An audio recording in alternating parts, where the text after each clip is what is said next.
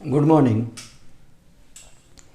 पिछला क्लास में हम आप लोगों को बता रहे थे कि लंबाई में परिवर्तन किया जाए तो प्रतिरोध में किस प्रकार परिवर्तन होगा, और प्रतिरोध पर तापमान के प्रभाव के बारे में बता रहे थे हम कि किसी भी चालक के प्रतिरोध पर तापमान का प्रभाव किस प्रकार पड़ता है। आज हम लोग पढ़ने वाले हैं एक बहुत ही महत्वपूर्ण टॉपिक, परिपथ का समीकरण, सरल परिपथ का समीकरण। सरल परिपथ का समीकरण।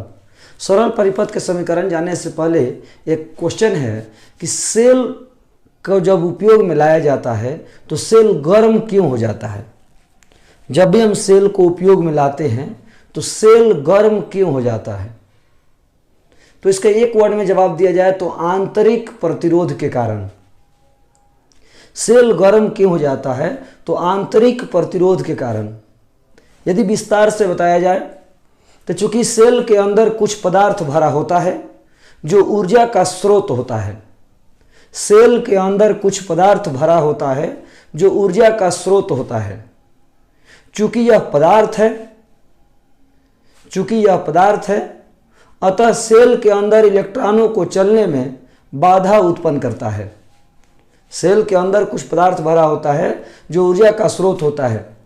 चूंकि यह पदार्थ है अतः सेल के अंदर इलेक्ट्रॉनों को चलने में बाधा उत्पन्न करता है। इस बाधा को ही हम आंतरिक प्रतिरोध कहते हैं। जब सेल से धारा ली जाती है तो आंतरिक प्रतिरोध के विरुद्ध कार्य करना पड़ता है। जब सेल से धारा ली जाती है तो आंतरिक प्रतिरोध के विरुद्ध कार्य करना पड़ता है। यह कार्य ऊष्मा ऊर्जा के रूप में मुक्त होती है। यही कारण है कि जब सेल से धारा ली जाती है तो सेल गर्म हो जाता है। चूंकि सेल के अंदर कुछ पदार्थ भरा होता है जो ऊर्जा का स्रोत होता है, ऊर्जा के लिए ही उसको भरा जाता है। चूंकि यह पदार्थ है अतः सेल के अंदर इलेक्ट्रॉनों को चलने में बाधा उत्पन्न करता है। सेल के अंदर इलेक्ट्रॉनों को चलने में बाधा उत्पन्न करता है। चूंकि यह पदार्थ है अतः सेल के अंदर इलेक्ट्रॉनों को चलने में बाधा उत्पन्न करता है। इसी बाधा को ही आंतरिक प्रतिरोध कहा जाता है। आंतरिक प्रतिरोध को छोटा r द्वारा सूचित किया जाता है। आंतरिक प्रतिरोध को छोटा r द्वारा सूचित किया जाता है। जब सेल से धारा ली जाती है तो आंतरिक प्रतिरोध के विरुद्ध कार्य करना पड़ता है। यह कार्य ऊष्मा ऊर्जा के रूप में मुक्त होती है, और यही कारण है कि जब सेल से धारा ली जाती है तो सेल गर्म हो जाता है। अब हमने माना कि सेल के अंदर कुल ऊर्जा कितनी है। माना सेल के अंदर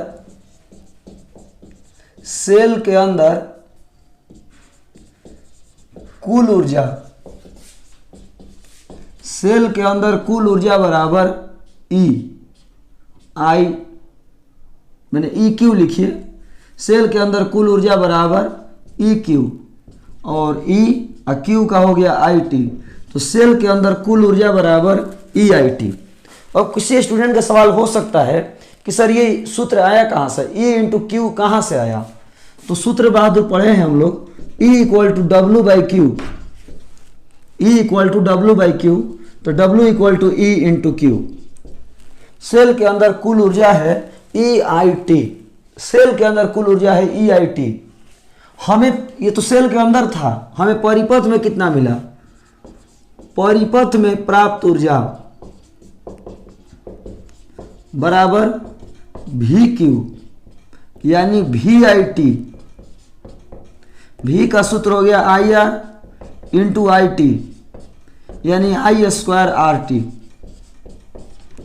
सेल के अंदर जितनी ऊर्जा थी वो टोटल ऊर्जा तो हमको मिलेगा नहीं, क्योंकि आंतरिक प्रतिरोध हमें रास्ते में रोक रहा है।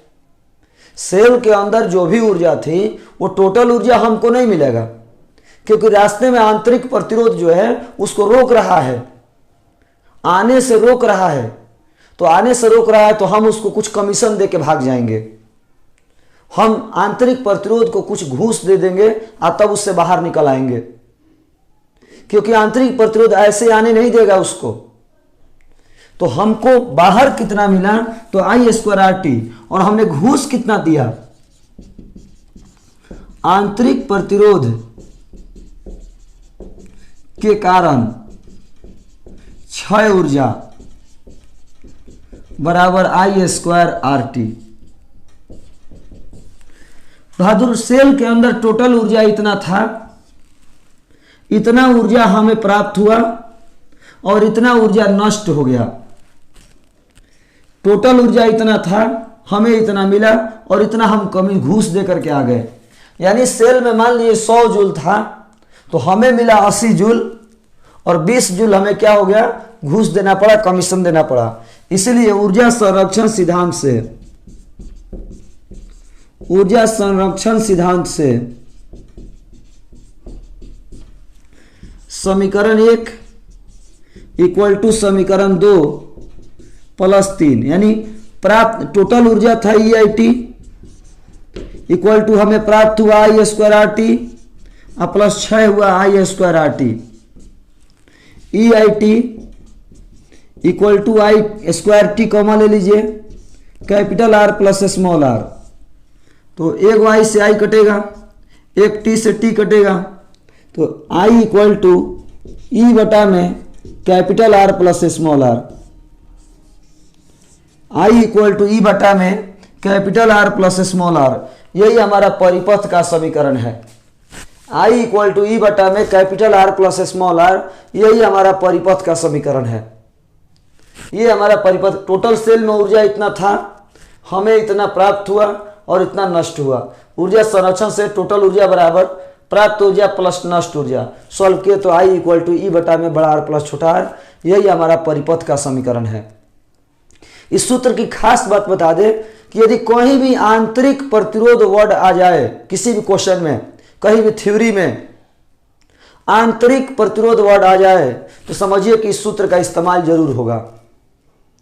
यदि कहीं भी आंतरिक प्रतिरोध वर्ड आ जाए तो समझ लीजिए कि इस सूत्र का इस्तेमाल जरूर होगा, परिपथ के समीकरण का इस्तेमाल जरूर होगा। अब हम बात करने वाले इसी सूत्र को थोड़ा सा आगे बढ़ा दें तो E equal to I into बड़ा आर प्लस छोटा आर, तो E equal to I R plus I R, E equal to V plus I R,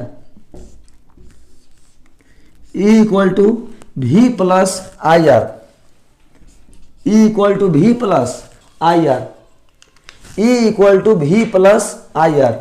विद्युतवाहक बल equal to voltage plus I are.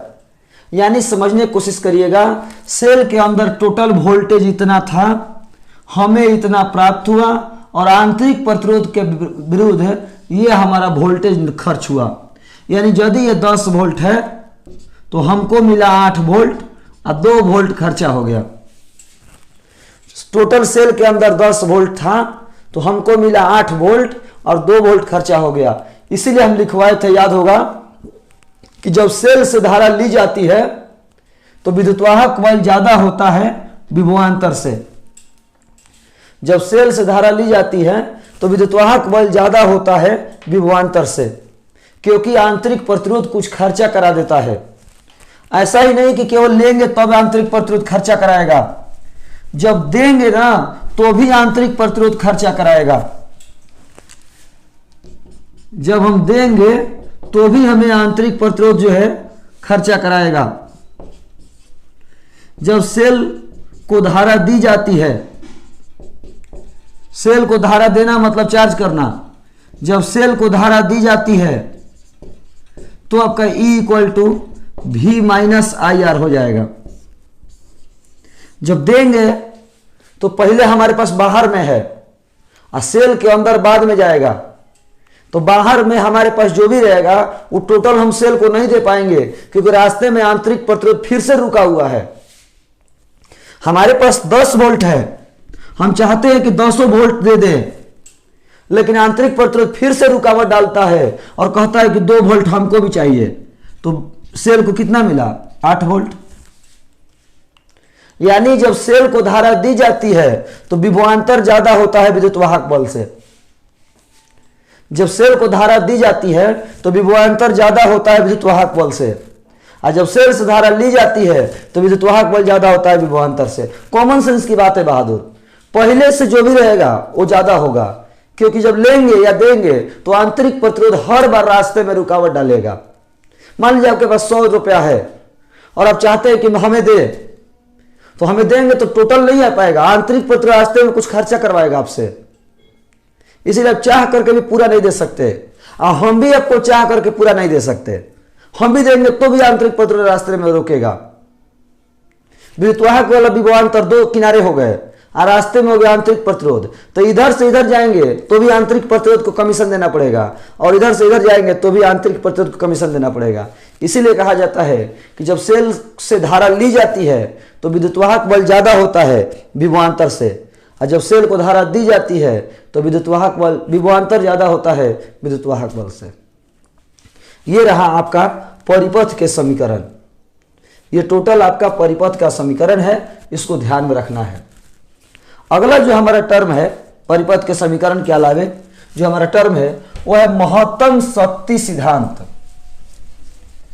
महत्तम शक्ति सिद्धांत, किसी परिपथ में शक्ति का मान महत्तम हो जाता है, किसी परिपथ में शक्ति का मान महत्तम हो जाता है। कब? किसी परिपथ में शक्ति का मान महत्तम हो जाता है कब?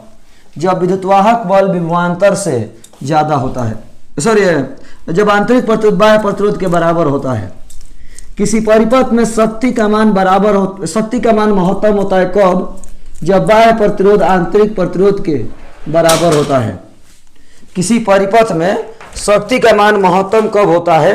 तो जब विद्युतवाहक बल विभवांतर के बराबर होता है। यानी महत्तम शक्ति होने के लिए, ध्यान दीजिएगा, महत्तम शक्ति होने के लिए, महत्तम शक्ति होने के लिए जरूरी है कि आंतरिक प्रतिरोध बाह्य प्रतिरोध के बराबर हो। महत्तम शक्ति होने के लिए जरूरी है कि आंतरिक प्रतिरोध बाह्य प्रतिरोध के बराबर हो, यानी छोटा आर बराबर हो बड़ा आर के। जब छोटा आर बराबर होगा बड़ा आर के तो शक्ति का मान महत्तम होगा। अब हम इसको प्रूफ करेंगे कि कैसे पॉसिबल है। अब हम इसको प्रूफ करेंगे। तो चूंकि हम जानते हैं, बड़ा मैथमेटिकल है, थोड़ा मैथमेटिक्स टफ है इसका। चूंकि हम जानते हैं कि परिपथ के समीकरण से, चूंकि हम जानते हैं कि परिपथ के समीकरण से I बराबर E बटा बड़ा आर प्लस छोटा आर, I बराबर E बटा बड़ा आर प्लस छोटा आर, माना परिपथ की शक्ति बराबर P, तो P बराबर I square into R. P बराबर I का मान E बटा बड़ा आर प्लस छोटा आर का whole square into R. P बराबर I स्क्वायर इंटू आर, तो P बराबर E बटा में बड़ा आर प्लस छोटा आर का whole square into R. P बराबर E स्क्वायर बटा बड़ा आर प्लस छोटा आर का होल स्क्वायर बटा में आर। ये मेन बटा हुआ तो ये चौथा स्टेप में आ गया। P बराबर E स्क्वायर बटा बड़ा आर प्लस छोटा आर बटा में रूट आर टोटल का होल स्क्वायर। P बराबर E स्क्वायर बटा आर बटा में रूट आर प्लस आर बटा में रूट आर का होल स्क्वायर। P बराबर E स्क्वायर बटा root R plus R by root R का होल स्क्वायर। समीकरण नंबर 2। यहां तक केवल मैथमेटिक्स से कोई बड़ी बात नहीं है। परिपथ में शक्ति का मान महत्तम तभी होगा जब बाह्य प्रतिरोध के मान आंतरिक प्रतिरोध के बराबर होगा। परिपथ में शक्ति का मान महत्तम तभी होगा जब बाह्य प्रतिरोध आंतरिक प्रतिरोध के बराबर होगा। चूंकि हम जानते हैं कि परिपथ के समीकरण से I बराबर E बटा बड़ा आर प्लस छोटा आर, तो परिपथ की शक्ति बराबर P, तो P बराबर I स्क्वायर इंटू आर, तो P बराबर I के जगह पर E बटा बड़ा आर प्लस छोटा आर का whole square into R. R आ गया बटा में, आर आ गया बटा में, यहाँ पर आर को हम स्क्वायर के अंदर लाने के लिए रूट आर लिख दिए, फिर दोनों को अलग अलग बटा में कर दिए, इतना आया।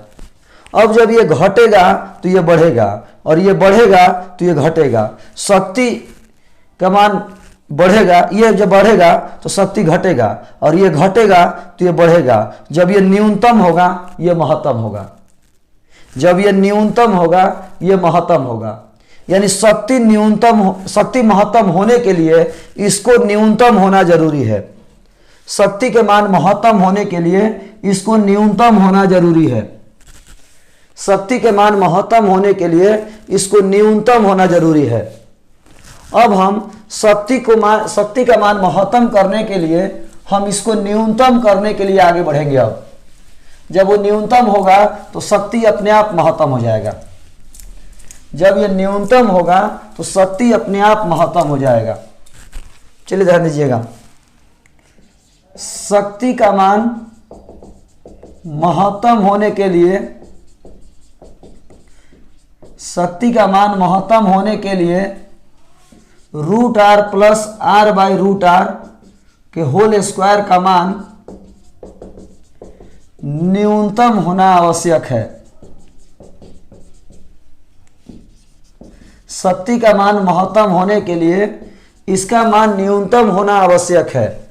तो चूंकि root R plus R by root R के होल स्क्वायर बराबर root R minus R by root R के होल स्क्वायर प्लस 4ab,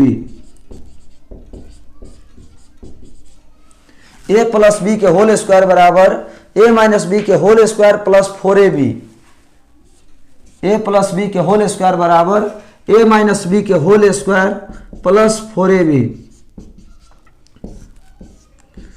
तो root R minus R by root R के whole square plus 4r। 4r आंतरिक प्रतिरोध है, और आंतरिक प्रतिरोध कांस्टेंट होता है, आंतरिक प्रतिरोध कांस्टेंट होता है।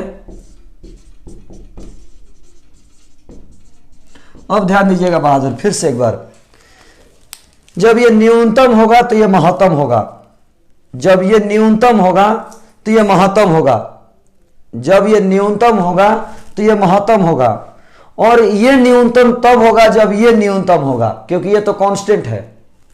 ये न्यूनतम तब होगा जब ये न्यूनतम होगा। अब हम इसको न्यूनतम करना छोड़ के इसको न्यूनतम करने जा रहे हैं, इसको न्यूनतम करना छोड़ के इसको न्यूनतम करने जा रहे हैं। ध्यान दीजिए,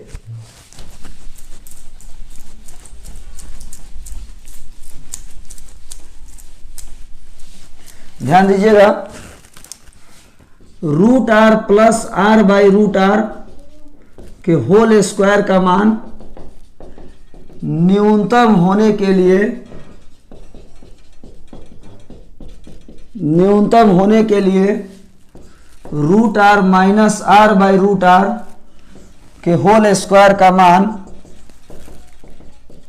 न्यूनतम होना आवश्यक है।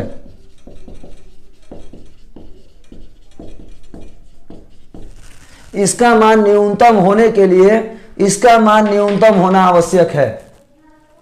इसका मान न्यूनतम होने के लिए इसका मान न्यूनतम होना आवश्यक है। इसीलिए root R minus R by root R के होल स्क्वायर बराबर इसका न्यूनतम मान 0 होगा। इसका न्यूनतम मान होने के लिए इसका न्यूनतम होना जरूरी है, और इसका न्यूनतम मान 0 होगा। तो root R minus R by root R बराबर 0, रूट आर बराबर R by root R, cross गुना कर दीजिए तो आर बराबर आर, यही तो हो गया।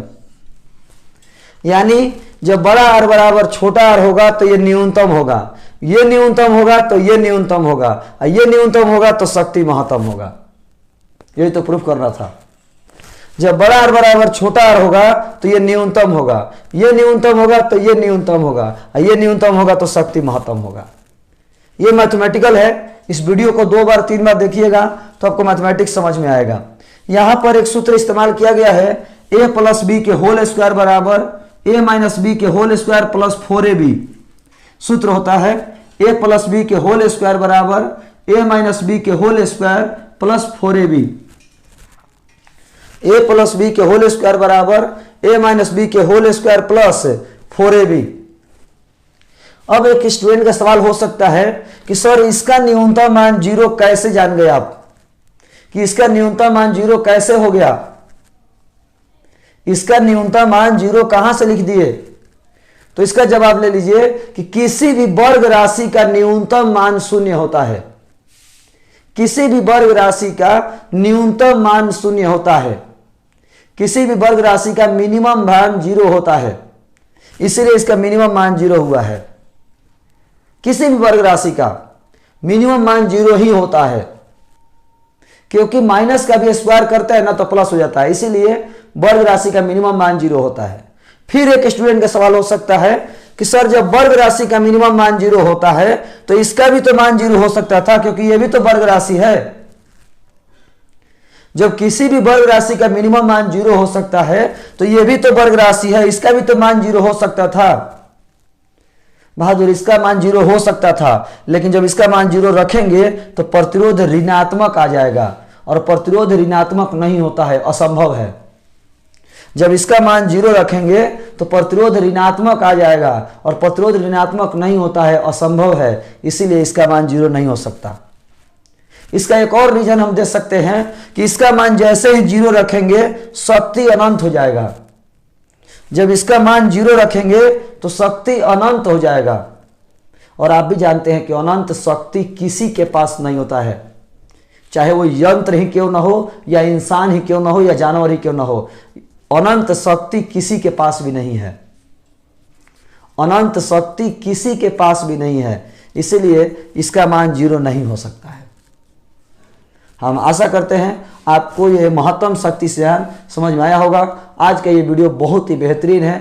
परिपथ के समीकरण हमने बताया और महत्तम शक्ति सिद्धांत के बारे में बताया। परिपथ के समीकरण बताया और महत्तम शक्ति सिद्धांत के बारे में बताया। अगले हम वीडियो में लगभग 20 फार्मूलों की बात करेंगे। अगले हम वीडियो में 20 फार्मूले की बात करेंगे। उसके बाद प्रतिरोधों के समूहन और सेलों के समूहन के बारे में बात करेंगे। तो आज के इस वीडियो में इतना ही। धन्यवाद।